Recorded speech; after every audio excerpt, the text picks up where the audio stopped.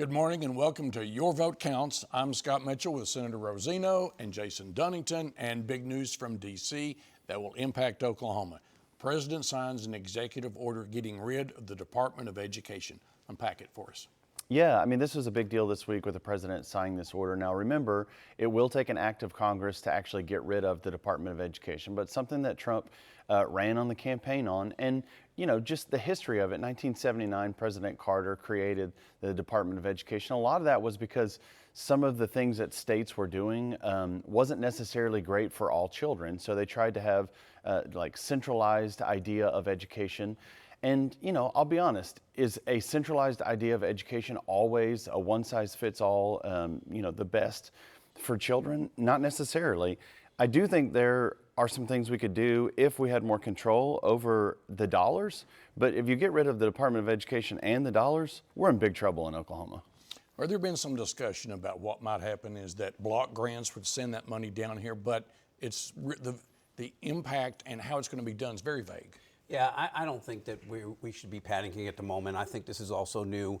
And to my colleague's point, President Trump has talked about doing this from the very beginning. My good friend, Senator Adam Pugh, who is the education chair of the Senate, has been watching this very closely. And he doesn't believe that we're going to lose any money. As a matter of fact, he's excited about the opportunity that Oklahoma will have for their kids and what we can do with the funding that we get from D.C. And he 100% believes that kids with disabilities and other children will be well taken care of, even when this happens.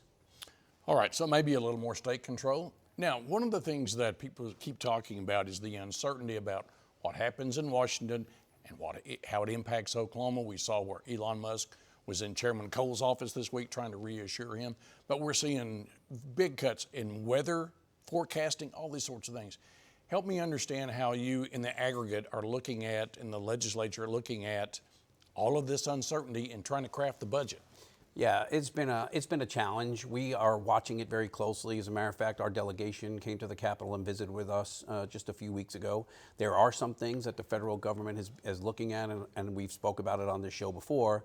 And if we start losing some of the federal funding that we have, then the state may have to fill in. And do we have the budget to do that? And I think that our appropriators this year have a challenge in many cases, not just with federal money, but with our own state revenue, that we're seeing a little bit of a decline. And whether or not we do tax cuts, whether or not we check property taxes, there's some things that we may have to do, but I think we have to be very cautious. There's where this session may be heading. Your thoughts about all this uncertainty? Yeah, I mean, there is a lot of uncertainty, but look, voters wanted something different and they were excited about electing President Trump.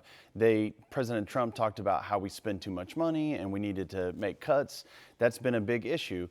The problem is when you make cuts in order to rein in your spending, then you start seeing all of these jobs go away and you start seeing, you know, benefits or agencies that would do things for the greater good of the public that are no longer there, and then it becomes an issue.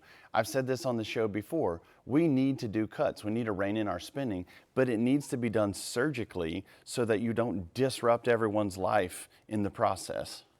A scalpel instead of a chainsaw? Yes. You see what I did there, didn't you? All right, when we come back, we're going to talk about an issue that's been plaguing the job market for a long time, child care.